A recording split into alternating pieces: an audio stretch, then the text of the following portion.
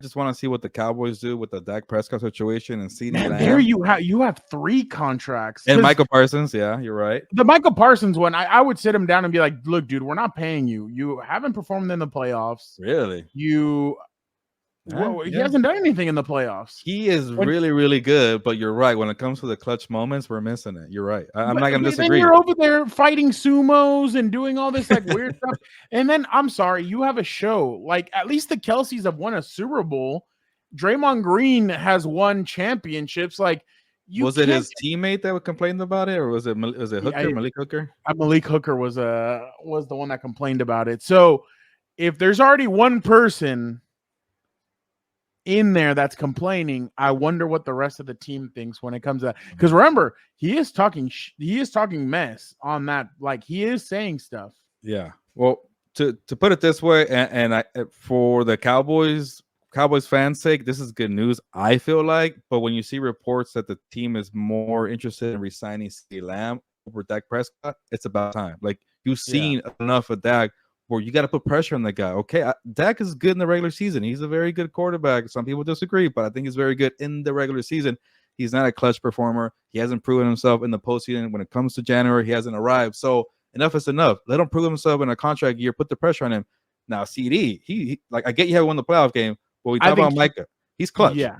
When you talk about Micah, Dak, and CeeDee, who's the one that steps up in the critical moments is CeeDee Lamb. So you pay the guy first. That's a good sign that you're seeing reports. Maybe finally Jerry Jones and the family, Drew, the son there, Drew, have woken up and say, you know what? We're tired of paying our guys early. You got to perform now. You know, it's funny. Eric Hendricks told me on Saturday he's excited about the potential. But, I mean, isn't that the way we always talk about the Cowboys? It's every year. They have a loaded roster, and they don't do anything. Can you imagine 12, 36? He could be 36 and 15 in 3 seasons and still be fired this year, Mike McCarthy.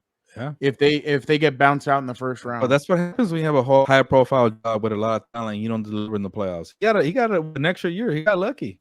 But he's got to perform. But that's why, honestly, Fernando, I'm surprised a lot of people, I'm going to say copy me. I did not have the Cowboys in the playoffs because it's just, I don't like the way they handled Lame the coach, Lame the quarterback. You still haven't played CeeDee. It's kind of like, it feels like a year for falling apart because you want Bill Belichick in 2025 instead of getting him right now. It just, everything seems weird. There's 3 teams that everybody's saying is going to make the playoffs that I don't think are going to make the playoffs. Which ones? Baltimore, Miami, and Dallas.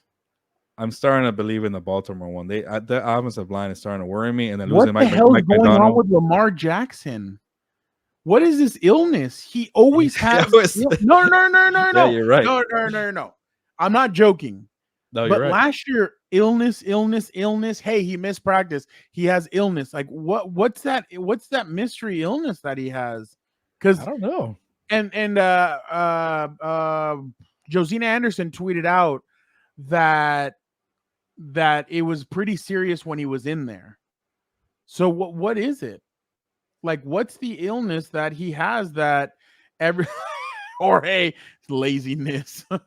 But it has to be something. Maybe it's poor diet. Sometimes these younger players don't really care about diet. Maybe that matters. I don't know. Yeah. Are the Ravens the Eagles of 2023? It kind of feels like it, right? You lose a couple. No, but the Eagles made the playoffs. But that was by the chin of their you're right. chin. They just it didn't seem like Eagles got off to that fast.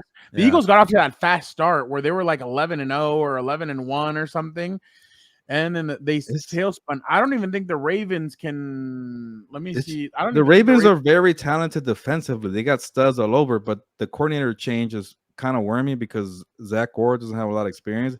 And then the offense doesn't have a lot of talent, and then you lose the offensive linemen who were critical last year. I like Derrick Henry, but also he's older. It just, I don't know, a lot of concerns and red flags where I'm starting to buy into this hype about maybe missing the playoffs. Listen to this: at Chiefs, Raiders come there. At Cowboys, Bills come there. At Bengals, Commanders come there. At Buccaneers, they go to the Browns. That's pretty tough to start your season. So, I don't know, man. Tough division, tough schedule, a lot of critical spots. I have some concerns about Baltimore, Miami, and Dallas, but Baltimore, that illness, and then I'm gonna be honest, like I understand we kind of criticized Odell last year for his performance, but Odell at least took corners away. He distracted teams, defenses, and everything. You don't have that now. I mean, you have Rashad Bateman, you have Zay Flowers, and then who do you have after that? And then I like the tight ends though. Mark Andrews, is he going to be healthy? The Derrick Henry thing, does he still have his legs under him? The offensive line's a concern. Even the defense is a concern. Jadeveon Clowney's no longer there.